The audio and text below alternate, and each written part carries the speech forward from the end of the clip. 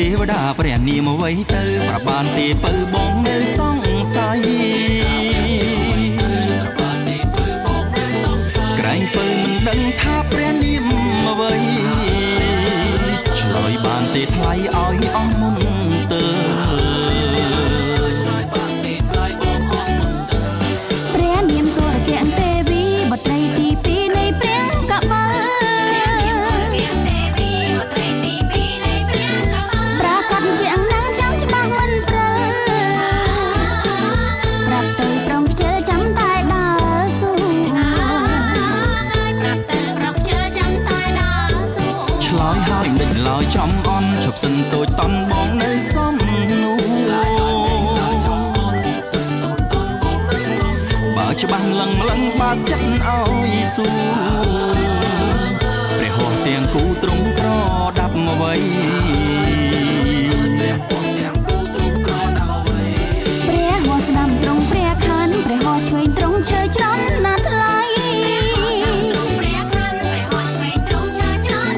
គង់លើសន្ខ្លានេត្រារំភៃភាសាបាលីខ្លាគឺព្យាខៈ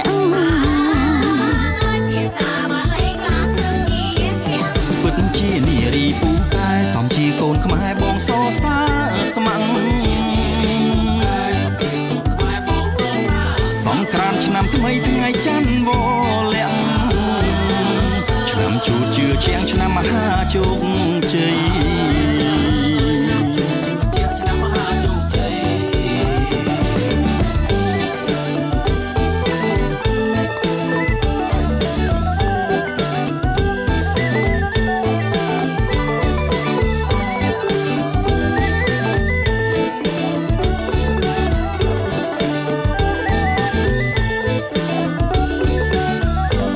ទេវតាព្រះនាមអ្វីទៅប្របានទេពៅបងនៅសង្ស័យ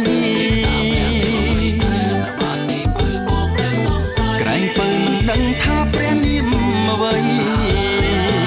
ឆ្លើយបានទេថ្លៃឲ្យអស់មុនទៅព្រះនាមទុរគៈទេវីបុត្រីទី2នៃព្រះកបលប្រាកដជាអង្គនឹងចាំច្បាស់មិនព្រិលប្រាប់ទៅព្រមខ្ជិលចាំតែដើរស៊ូឆ្លើយហើយមិនឡើយចំអន់ឈប់សិនតូចតន់បងនៅសំនោះបើច្បាស់លឹងបើកចិត្តឲ្យស៊ូព្រះហស្ថទាំងគូទ្រង់ប្រដាប់អ្វីព្រះហស្ថស្ដាំត្រង់ព្រះខ័នព្រះហស្ថឆ្វេងត្រង់ឈើច្រន់ណាស់ថ្លៃគង់លើសន្ខ្លានេត្រារំភៃភាសាបាលីខ្លាគឺព្យាខៈ